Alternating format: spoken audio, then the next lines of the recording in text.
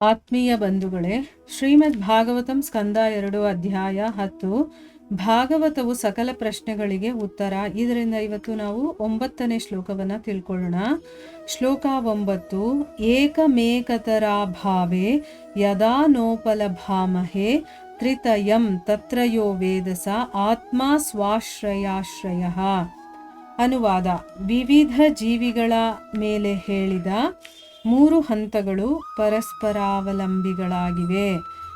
ಒಂದು ಇಲ್ಲದಾಗ ಇನ್ನೊಂದನ್ನು ತಿಳಿಯಲಾಗುವುದಿಲ್ಲ. ಆದರೆ ಆಶ್ರಯನಿಗೆ ಆಶ್ರಯನಂತೆ ಅವರಲ್ಲಿ ಪ್ರತಿಯೊಂದನ್ನು ಕಾಣುವ ಪರಮಪ್ರಭುವು ಸರ್ವ ಸ್ವತಂತ್ರನಾಗಿದ್ದಾನೆ. ಆದ್ದರಿಂದ ಅವನು ಪರಮ ಆಶ್ರಯನಾಗಿದ್ದಾನೆ. ಇದು ಶ್ಲೋಕ ಮತ್ತೆ ಅದರ ಅನುವಾದ. ಈಗ ಭಾವಾರ್ಥದ ಮೂಲಕ ನಾವು ಇದನ್ನು ತಿಳ್ಕೊಳ್ಳೋದಕ್ಕೆ ಪ್ರಯತ್ನ ಮಾಡೋಣ. ಓದ ಭಾಗದಲ್ಲಿ ನಾವೇನು ತಿಳ್ಕೊಂಡ್ವಿ? ಇಂದ್ರಿಯ ಸಾಧನೆಗಳನ್ನು ಯಾರು ಹೊಂದಿರ್ತಾರೋ ಅಂಥ ವ್ಯಕ್ತಿಗತ ಪುರುಷನನ್ನ ಆಧ್ಯಾತ್ಮಿಕ ಪುರುಷ ಅಂತ ನಾವು ಕರಿತೀವಿ. ಮತ್ತೆ ಇಂದ್ರಿಯಗಳ ನಿಯಂತ್ರಕ ವ್ಯಕ್ತಿಗತ ದೇವತೆಯನ್ನ ಆದಿದೈವಿಕ ಅಂತ ಕರಿತೀವಿ. ಕಣ್ಣಿಗೆ ಕಾಣುವಂಥ ಶರೀರಿಯನ್ನ ಆದಿಭೌತಿಕ ಪುರುಷ ಅಂತ ಕರಿತೀವಿ ಅಂತ ತಿಳ್ಕೊಂಡ್ವಿ. ಈಗ ಈ ಶ್ಲೋಕದಲ್ಲಿ ಏನು ಹೇಳ್ತಾ ಇದ್ದಾರೆ ಅಂತಂದ್ರೆ, ಈಗ 3 ರೀತಿಯ ಹಂತಗಳು ಅಂತ ಹೇಳಿದ್ರಲ್ಲ, ಆದಿದೈವಿಕ, ಆದಿಭೌತಿಕ, ಆಧ್ಯಾತ್ಮಿಕ ಅಂತ ಅಂದ್ಬಿಟ್ಟು ಈ ಜೀವಿಗಳ 3 ಹಂತಗಳಿದೆಯಲ್ಲ, ಅದು ಪರಸ್ಪರಾವಲಂಬಿಗಳಾಗಿವೆ. ಒಬ್ರಿಗೊಬ್ರು ಅವಲಂಬಿಸಿರ್ತಾರೆ. ಒಂದಿಲ್ಲದೆ ಇದ್ರೆ ಇನ್ನೊಂದನ್ನ ನಾವು ತಿಳ್ಕೊಳ್ಳೋದಕ್ಕೆ ಸಾಧ್ಯ ಇಲ್ಲ. ಆದ್ರೆ ಆಶ್ರಯನಿಗೆ, ಯಾರು ಆಶ್ರಯವನ್ನ ತಗೊಂಡಿರ್ತಾನೋ ಅವನು ಆಶ್ರಯನಂತೆ ಅವರಲ್ಲಿ ಪ್ರತಿಯೊಂದನ್ನು ಕಾಣುವ ಪರಮಪ್ರಭು ಸರ್ವ ಸ್ವತಂತ್ರನಾಗಿದ್ದಾನೆ. ನಾವು ಯಾರನ್ನ ಆಶ್ರಯಿಸ್ತೀವೋ ಅವನು ಎಲ್ಲದರಲ್ಲೂ ಕೂಡ ಸ್ವತಂತ್ರನಾಗಿದ್ದಾನೆ. ಅವನು ಯಾರ ಮೇಲೂ ಡಿಪೆಂಡ್ ಆಗಬೇಕಾಗಿಲ್ಲ. ಇಲ್ಲಿ ಆದಿದೈವಿಕ, ಆದಿಭೌತಿಕ, ಆಧ್ಯಾತ್ಮಿಕ ಅಂತ ನಾವು ಪುರುಷರು ಅಂತ ನಾವು ಏನು ತಿಳ್ಕೊಂಡಿದೀವೋ ಇವ್ರು ಒಬ್ರಿಗೊಬ್ರು ಡಿಪೆಂಡ್ ಆಗಿದ್ದಾರೆ. ಒಬ್ರಿಲ್ದೇ ಇದ್ರೆ ಇನ್ನೊಬ್ರನ್ನ ನಾವು ಅರ್ಥ ಮಾಡ್ಕೊಳ್ಳೋದಕ್ಕೆ ಸಾಧ್ಯ ಇಲ್ಲ. ಆದರೆ ಎಲ್ಲರೂ ಯಾರ ಮೇಲೆ ಡಿಪೆಂಡ್ ಆಗಿರ್ತೀವ, ಆ ಭಗವಂತ ಇದಾನಲ್ಲ ಅವನು ಮಾತ್ರ ಸರ್ವ ಸ್ವತಂತ್ರನಾಗಿದ್ದಾನೆ. ಅಂದ್ರೆ ಅವನೇ ಎಲ್ಲರಿಗೂ ಪರಮ ಆಶ್ರಯನಾಗಿದ್ದಾನೆ. ಅವನು ಯಾರ ಮೇಲೂ ಆಶ್ರಯಿಸಬೇಕಾಗಿಲ್ಲ ಅನ್ನೋದು ಇದರ ಅರ್ಥ. ಈಗ ಭಾವಾರ್ಥದಲ್ಲಿ ಗುರುಗಳೇನು ಹೇಳಿದ್ದಾರೆ ಅಂತ ನೋಡೋಣ. ನಿಯಂತ್ರಕ ಮತ್ತು ನಿಯಂತ್ರಿತ ಸಂಬಂಧದಲ್ಲಿ ಒಬ್ಬರನ್ನು ಇನ್ನೊಬ್ಬರು ಅವಲಂಬಿಸಿರುವ ಅಸಂಖ್ಯ ಜೀವಿಗಳಾಗಿದ್ದಾರೆ. ಆದರೆ ಅನುಭವ ಮಾಧ್ಯಮವಿಲ್ಲದೆ ನಿಯಂತ್ರಕ ಅಥವಾ ನಿಯಂತ್ರಿತನು ಯಾರೆಂದು ತಿಳಿಯಲು ಅಥವಾ ಅರಿಯಲು ಆಗುವುದಿಲ್ಲ. ಈಗ ನೋಡಿ, ನಿಯಂತ್ರಕ ಮತ್ತೆ ನಿಯಂತ್ರಿತ ಇದು ಒಬ್ರಿಗೊಬ್ರು ಅವಲಂಬಿಸಿರುವಂಥವ್ರು ಬೇಕಾದಷ್ಟು ಅಸಂಖ್ಯ ಜೀವಿಗಳು ಅಂತ ಹೇಳಿದ್ದಾರೆ, ಅಷ್ಟಿದ್ದಾರೆ. ಆದರೆ ಯಾರಿಗೆ ಅನುಭವ ಇರೋದಿಲ್ವೋ ಅದರಿಂದ ಮಾತ್ರ ನಾವು ತಿಳ್ಕೊಳ್ಳೋದಕ್ಕೆ ಸಾಧ್ಯ. ಆದರೆ ಅನುಭವ ಮಾಧ್ಯಮನೇ ಇಲ್ಲದೆ ನಿಯಂತ್ರಕ ಮತ್ತು ನಿಯಂತ್ರಿತ ಯಾರು ಅಂತ ತಿಳ್ಕೊಳ್ಳೋದಕ್ಕೆ ಮತ್ತು ಅರ್ಥ ಮಾಡ್ಕೊಳ್ಳೋದಕ್ಕೆ ಸಾಧ್ಯ ಇಲ್ಲ. ಇದೆಲ್ಲ ನಮಗೆ ಅನುಭವ ಆದರೆ ಮಾತ್ರ ಅರ್ಥ ಆಗುವಂಥದ್ದು. ಇಲ್ಲಿ ಅವ್ರಿಗೇನು ಅನುಭವ ಆಗಿದೆಯೋ ಅದನ್ನು ಗುರುಗಳು ಹೇಳ್ತಾ ಇದ್ದಾರೆ. ನಮಗದು ಅರ್ಥ ಆಗಬೇಕು ಅಂತಂದರೆ ಯಾವಾಗ ನಮಗದು ಅನುಭವ ಆಗುತ್ತೋ ಆಗ ಮಾತ್ರ ಅರ್ಥ ಆಗೋದು. ಈಗ ಉದಾಹರಣೆಯನ್ನು ಕೊಡ್ತಾ ಇದ್ದಾರೆ ನೋಡಿ. ನಮ್ಮ ದೃಷ್ಟಿಶಕ್ತಿಯನ್ನು ಸೂರ್ಯನು ನಿಯಂತ್ರಿಸುತ್ತಾನೆ. ಸೂರ್ಯನು ತನ್ನ ಶರೀರವನ್ನು ಹೊಂದಿರುವುದರಿಂದ ನಾವು ಸೂರ್ಯನನ್ನು ನೋಡಬಲ್ಲೆವು. ನಮಗೆ ಕಣ್ಣಿರುವುದರಿಂದ ಮಾತ್ರ ಸೂರ್ಯನ ಬೆಳಕು ಉಪಯುಕ್ತವಾಗಿದೆ. ನಮಗೆ ಕಣ್ಣುಗಳಿಲ್ಲದಿದ್ದರೆ ಸೂರ್ಯನ ಬೆಳಕು ವ್ಯರ್ಥವಾಗುತ್ತದೆ ಮತ್ತು ಸೂರ್ಯನ ಬೆಳಕಿಲ್ಲದೆ ಕಣ್ಣುಗಳು ವ್ಯರ್ಥವಾಗುತ್ತದೆ. ಹಾಗೆ ಅವು ಪರಸ್ಪರಾವಲಂಬಿಗಳಾಗಿವೆ. ಅವುಗಳಲ್ಲಿ ಯಾವುದೂ ಸ್ವತಂತ್ರವಾಗಿಲ್ಲ. ಆದ್ದರಿಂದ ಅವರನ್ನು ಪರಸ್ಪರಾವಲಂಬಿಗಳನ್ನಾಗಿ ಮಾಡಿದವರು ಯಾರು ಎಂಬ ಸಹಜ ಪ್ರಶ್ನೆ ಉದ್ಭವವಾಗುತ್ತದೆ. ನೋಡಿ, ಉದಾಹರಣೆ ಎಷ್ಟು ಚೆನ್ನಾಗಿ ಕೊಟ್ಟಿದ್ದಾರೆ. ಈಗ ನಮಗೆ ದೃಷ್ಟಿಶಕ್ತಿ ಇದೆಯಲ್ವಾ, ಅದನ್ನ ಯಾರು ನಿಯಂತ್ರಣೆ ಮಾಡೋದು? ಸೂರ್ಯದೇವ ನಿಯಂತ್ರಣೆ ಮಾಡ್ತಾನೆ ಅಲ್ವಾ. ಈಗ ಸೂರ್ಯ ಶರೀರವನ್ನ ಹೊಂದಿರೋದ್ರಿಂದ, ಅವನಿಗೂ ಒಂದು ಶರೀರ ಇರೋದ್ರಿಂದ ನಾವು ಅವನನ್ನ ನೋಡಬಹುದು. ಈಗ ನಮಗೆ ಕಣ್ಣಿರೋದ್ರಿಂದ ಸೂರ್ಯನ ಬೆಳಕು ಯಾವುದು ಅನ್ನೋದು ಗೊತ್ತಾಗುತ್ತೆ. ಸೂರ್ಯನನ್ನ ನೋಡ್ತೀವಿ. ಆ ಸೂರ್ಯನ ಬೆಳಕು ಉಪಯುಕ್ತವಾಗಿದೆ, ಅಂದರೆ ಅದಕ್ಕೊಂದು ಯೂಸ್ ಅನ್ನೋದು ಇದೆ. ಈಗ ನಮಗೆ ಕಣ್ಣೇ ಇಲ್ಲ ಅಂತಂದಿದ್ರೆ ಸೂರ್ಯನ ಬೆಳಕಿದ್ರೂ ಕೂಡ ಏನು ಪ್ರಯೋಜನ ಇಲ್ಲ ಅಲ್ವಾ. ಸೊ ಸೂರ್ಯ ಕೂಡ ನಮ್ಮ ಮೇಲೆ ಅವಲಂಬಿತನಾಗಿದ್ದಾನೆ, ನಾವು ಅವನ ಮೇಲೆ ಅವಲಂಬಿತವಾಗಿದ್ದೀವಿ. ಅಂದರೆ ಏನು? ಒಬ್ಬರಿಗೊಬ್ಬರು ಪರಸ್ಪರಾವಲಂಬಿಗಳು. ಈಗ ಸೂರ್ಯ ಇದ್ದು ನನಗೆ ಕಣ್ಣಿಲ್ಲ ಅಂದರೆ ವೇಸ್ಟು. ಈಗ ನನಗೆ ಕಣ್ಣಿದ್ದು ಸೂರ್ಯ ಇಲ್ಲ ಅಂತಂದರೆ ನಾನು ಏನೂ ನೋಡೋಕ್ಕಾಗಲ್ಲ. ಸೊ ಅದಕ್ಕೆ ಒಬ್ರಿಗೊಬ್ರು ನಾವು ಅವಲಂಬಿತರಾಗಿದ್ವಿ, ಆದರೆ ಸ್ವತಂತ್ರರಾಗಿಲ್ಲ. ಹೀಗೆ ನಾವು ನೋಡಿದಾಗ ನಮಗೇನು ಒಂದು ಪ್ರಶ್ನೆ ಬರುತ್ತೆ, ಹಾಗಾದರೆ ನಮ್ಮನ್ನು ಒಬ್ಬರ ಮೇಲೆ ಒಬ್ಬರು ಡಿಪೆಂಡ್ ಆಗಿರೋ ಹಾಗೆ ಮಾಡಿರೋರು ಯಾರು ಅನ್ನೋದು ನಮಗೆ ಬರುತ್ತಲ್ವಾ. ಈಗ ಸೂರ್ಯನೂ ತಾನೇ ಎಲ್ಲವನ್ನ ಮಾಡೋ ಹಾಗಿಲ್ಲ, ಅವನು ನಮ್ಮ ಮೇಲೆ ಡಿಪೆಂಡ್ ಆಗಿದ್ದಾನೆ, ನಾವು ಕೂಡ ಸೂರ್ಯನ ಮೇಲೆ ಡಿಪೆಂಡ್ ಆಗಿದ್ದೀವಿ ಅಂದಮೇಲೆ ಇದನ್ನು ಮಾಡಿದವ್ರು ಯಾರು ಅನ್ನುವಂಥ ಪ್ರಶ್ನೆ ಬರುತ್ತೆ ಅಂತ ಇಲ್ಲಿ ಹೇಳ್ತಾ ಇದ್ದಾರೆ. ಅಂತಹ ಪರಸ್ಪರಾವಲಂಬಿ ಸಂಬಂಧವನ್ನು ಮಾಡಿದವನು ಅಂತಿಮವಾಗಿ ಸಂಪೂರ್ಣ ಸ್ವತಂತ್ರನಾಗಿರಬೇಕು. ಅಂದರೆ ಈಗ ಈ ರೀತಿ ಒಬ್ಬರನ್ನೊಬ್ಬರು ಡಿಪೆಂಡ್ ಆಗಿ ಬದುಕಬೇಕು ನಾವು, ಆ ರೀತಿ ಮಾಡಿದವನು ಯಾರೋ ಒಬ್ಬ ಇರ್ತಾನಲ್ಲ, ಅವನು ನಿಜವಾಗ್ಲೂ ಸಂಪೂರ್ಣವಾಗಿ ಸ್ವತಂತ್ರನಾಗಿರ್ಬೇಕು. ಆಗ ಮಾತ್ರ ಅವನು ಆ ರೀತಿ ಮಾಡೋದಕ್ಕೆ ಸಾಧ್ಯ. ಭಾಗವತದ ಆರಂಭದಲ್ಲಿಯೇ ಹೇಳಿರುವಂತೆ ಎಲ್ಲ ಪರಸ್ಪರಾವಲಂಬಿ ವಸ್ತುಗಳ ಅಂತಿಮ ಮೂಲನು ಪೂರ್ಣ ಸ್ವತಂತ್ರ ವಸ್ತುವಾಗಿದ್ದಾನೆ. ಈ ಸಕಲ ಪರಸ್ಪರಾವಲಂಬಿಗಳ ಅಂತಿಮ ಮೂಲನು ಪರಮ ಸತ್ಯ ಅಥವಾ ಪರಮಾತ್ಮ ಆಗಿದ್ದಾನೆ.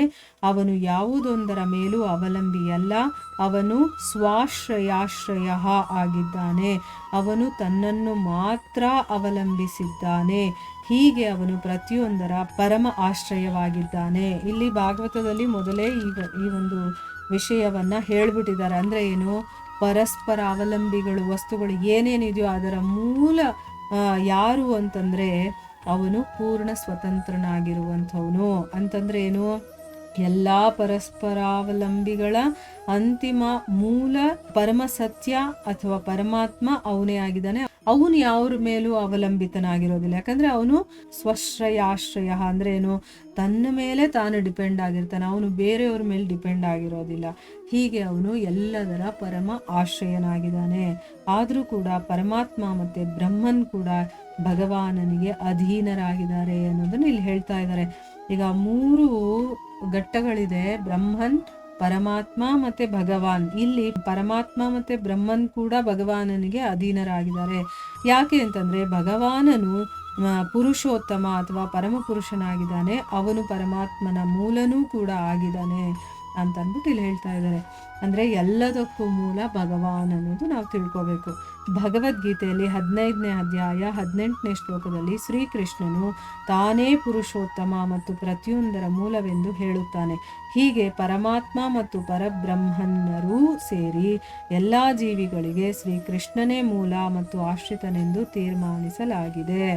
ನೋಡಿ, ಭಗವದ್ಗೀತೆಯಲ್ಲಿ ಕೃಷ್ಣ ಸ್ವಯಂ ಹೇಳಿದಾನೆ 15ನೇ ಅಧ್ಯಾಯ 18ನೇ ಶ್ಲೋಕದಲ್ಲಿ, ನಾನೇ ಎಲ್ಲದರ ಮೂಲ ಅಂತಂದ್ಬಿಟ್ಟು. ಅದಕ್ಕೋಸ್ಕರನೇ ಪರಮಾತ್ಮ, ಬ್ರಹ್ಮನ್, ಜೀವಿಗಳು ಯಾರೇ ಏನೇ ಆಗಿದ್ರು ಎಲ್ಲ ಜೀವಿಗಳಿಗೂ ಶ್ರೀಕೃಷ್ಣನೇ ಮೂಲ, ಅವನೇ ಆಶ್ರಯ ಅನ್ನೋದನ್ನ ಇಲ್ಲಿ ತೀರ್ಮಾನ ಮಾಡಿದ್ದಾರೆ. ಜೀವಾತ್ಮ ಮತ್ತು ಪರಮಾತ್ಮನ ನಡುವೆ ವ್ಯತ್ಯಾಸವಿಲ್ಲವೆಂದು ಒಪ್ಪಿಕೊಂಡರೂ ಕೂಡ ಭೌತಿಕ ಶಕ್ತಿಯ ಮಾಯೆಯಿಂದ ಮುಕ್ತನಾಗಲು ಜೀವಾತ್ಮನು ಪರಮಾತ್ಮನ ಮೇಲೆ ಅವಲಂಬಿತನಾಗಿರುತ್ತಾನೆ. ವ್ಯಕ್ತಿಯು ಮಾಯಾಶಕ್ತಿಯ ಹಿಡಿತದಲ್ಲಿರುತ್ತಾನೆ. ಆದ್ದರಿಂದ ಪರಮಾತ್ಮನೊಂದಿಗೆ ಗುಣಾತ್ಮಕವಾಗಿ ಒಂದೇ ಆಗಿದ್ದರೂ ಅವನು ಜಡದೊಂದಿಗೆ ತನ್ನನ್ನು ಗುರುತಿಸಿಕೊಳ್ಳುವ ಭ್ರಾಂತಿಯಲ್ಲಿರುತ್ತಾನೆ.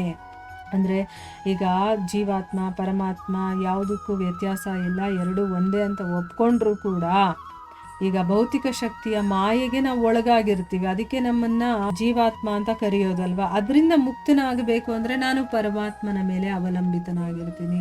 ನಾನು ಜೀವಾತ್ಮ, ನಾನು ಈ ಮಾಯೆಗೆ ಒಳಗಾಗ್ಬಿಟ್ಟಿದ್ದೀನಿ, ನಾನು ಇಲ್ಲಿಂದ ಹೊರಗಡೆ ಬರಬೇಕು ಅಂದ್ರೆ ನನಗೊಂದು ಆಧಾರ ಬೇಕು ಅಲ್ವಾ. ಅದಕ್ಕೋಸ್ಕರ ನಾವೇನ್ ಮಾಡ್ತೀವಿ, ಪರಮಾತ್ಮನ ಮೇಲೆ ಅವಲಂಬಿತರಾಗಿರ್ತೀವಿ.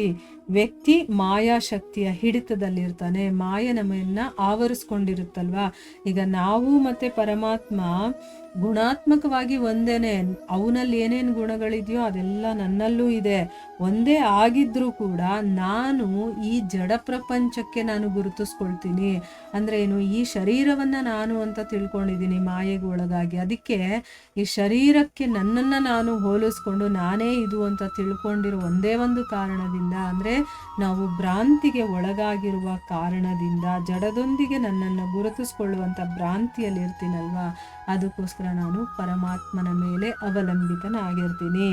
ನೈಜ ಜೀವನದ ಈ ಭ್ರಾಮಕ ಕಲ್ಪನೆಯಿಂದ ಹೊರಬರಲು ಜೀವಾತ್ಮನು ಪರಮಾತ್ಮನೊಡನೆ ತಾನು ಅಖಂಡನೆಂದು ತಿಳಿಯಲು ಅವನನ್ನು ಅವಲಂಬಿಸಬೇಕಾಗುತ್ತದೆ.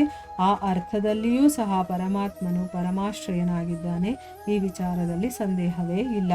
ಇವಾಗ ನಾವು ನಿಜ ಜೀವನದಲ್ಲಿ ನಮಗೆ ಗೊತ್ತಾಗಿದೆ, ಈಗ ಸ್ವಲ್ಪ ನಾನು ಭ್ರಮೆಗೆ ಒಳಗಾಗಿದ್ದೀನಿ, ಇದರಿಂದ ನಾನು ಹೊರಗಡೆ ಬರಬೇಕು ಅಂತ ಅಂದ್ಕೊಂಡು ನಾನು ಪರಮಾತ್ಮನ ಜೊತೆ ಅಖಂಡ ಅಂತ ತಿಳ್ಕೊಳ್ಳೋದಕ್ಕೋಸ್ಕರನೂ ನಾವು ಅವನನ್ನು ಅವಲಂಬಿಸ್ಬೇಕಾಗತ್ತೆ.